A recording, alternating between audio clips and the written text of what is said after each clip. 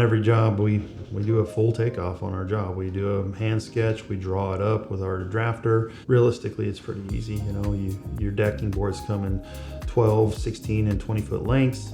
And then it just all depends on the design of your deck. Some people want your deck boards to run at a 45 degrees. Some of them want, like, if you have a 24 foot wide deck, you're going to use two 12-foot boards, right? So then you just have to account for that when you sit down and sketch it out and understand how you're going to build the deck. That's a question that we ask our customers, is how do you want the deck to look? Do you want a border around it? Do you want a divider in the middle? Do you want it at an angle?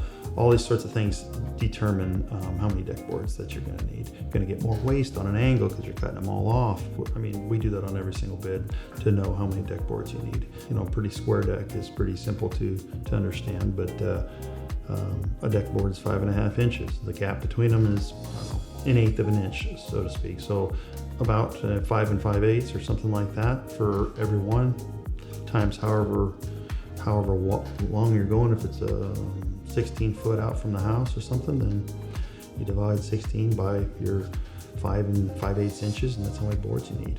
You know, and then obviously the length, however wide your deck is. It's pretty simple geometry. It gets a little bit more complicated if you change the angles and the overall design, but I mean, we're pretty good at that. Yeah, and that's what we do. That's a service we provide to you. We would, if you wanted to build a deck yourself, you could tell us what you were going to want to build, and you just wanted material from us, which is fine as well.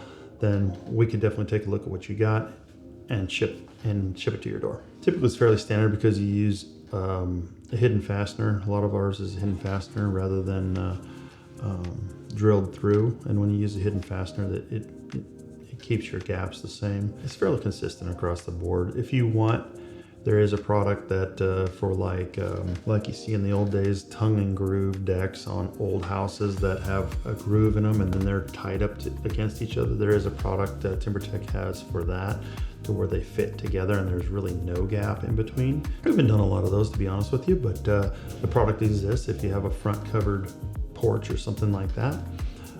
If you want a tongue and groove and don't want, you know, gaps to go through and underneath, the gaps between is fairly consistent. You have to know a design of deck that you want, how big you want it, and then we can bang out what materials you need. That's what we do. We come out to your house. If we're going to come and take a look at the project that you want to have done, we'll do a hand sketch out there, say how big it is. We'll come back here. We'll do an estimate of how many boards it is, depending on, you know, our discussion on the design that you want.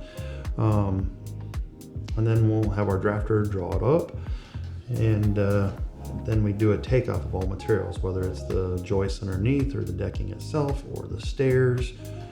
We do a comprehensive look. That's how you get your bid.